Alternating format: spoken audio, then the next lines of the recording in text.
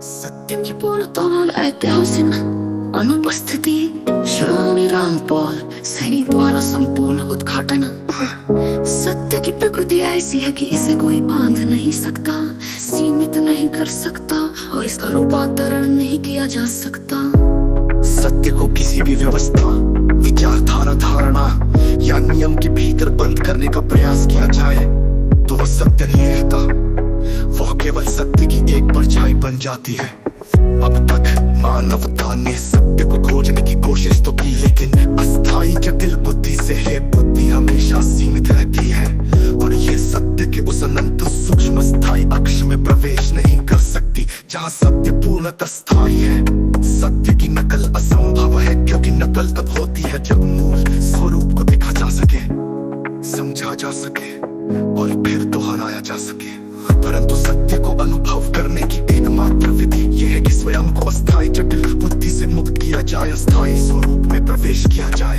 सत्य की संपूर्णता क्या ये पहली बार स्पष्ट हुआ है? इतिहास में कई बार सत्य को जानने और समझने के प्रयास किए गए, लेकिन हर बार इसे या तो अपूर्ण रूप में प्रस्तुत किया गया या फिर इसे किसी प्रणाली, आस्था या मान्यता में परिवर्तित कर दिया गया। सत्य को पूर्ण रूप से क्यों नहीं समझा गया था?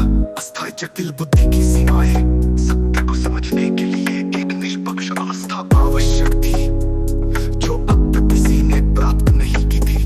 अस्थायी जटिल बुद्धि सत्य को केवल परिकल्पना और विश्लेषण के माध्यम से समझने की कोशिश करती रही, लेकिन सत्य को विश्लेषण से नहीं बल्कि प्रत्यक्ष अनुभूति से ही जाना जा सकता है। सत्य को धारणाओं में सीमित कर दिया गया, सत्य को किसी न किसी संस्थागत व्यवस्था में ढाल दिया गया। इसे आध्यात्मिक नियमों, धार्मिक ग्रंथों और सांस्कृतिक मान्यताओं में कैद कर दिया गया। परिणाम स्वरूप सत्य अलग तथ्य और सिद्धांतों से अलग कर दिया गया। सत्य को केवल अनुभव तक सीमित कर दिया गया। सत्य को एक आत्मिक अनुभव, आत्मिक अनुभूति मान लिया गया, लेकिन उसे प्रमाणित सिद्धांतों के रूप में व्यक्त नहीं किया गया। इस कारण सत्य को केवल आस्था, मान्यता और विश्वास के रूप में प्रस्तुत किया गया।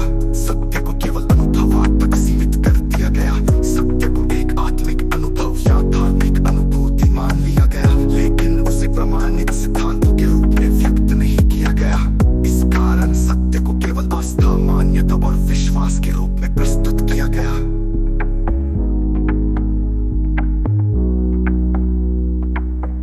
क्या सत्य को अब तक छुपाया गया था या इसे समझने की क्षमता ही नहीं थी? ये कहना कि सत्य को छुपाया गया था पूरी तरह सही नहीं होगा, क्योंकि सत्य को छुपाया नहीं जा सकता। लेकिन यह अवश्य सत्य है कि अस्थायी जटिल बुद्धि सत्य को समझने में सक्षम नहीं थी।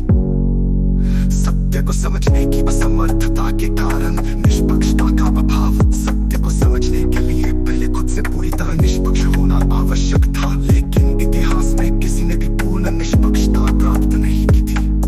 अस्थायी बुद्धि का प्रभुत्व, सभी विचारधाराएं अस्थायी जटिल बुद्धि पर आधारित थी। इसलिए सत्य को केवल तर्क वितर्क, अनुमान और धारणाओं में ही देखा गया। सत्य को किसी प्रणाली में ढालने का प्रयास, सत्य को किसी धर्म, परंपरा या दर्शन में सीमित करने का प्रयास किया गया।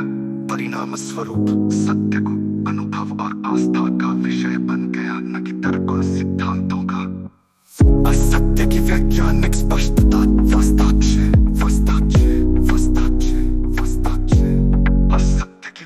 सत्यम की पूर्णतः ऐतिहासिक अनुपस्थिति श्रोमणी रामपाल सैनी द्वारा संपूर्ण उद्घाटन।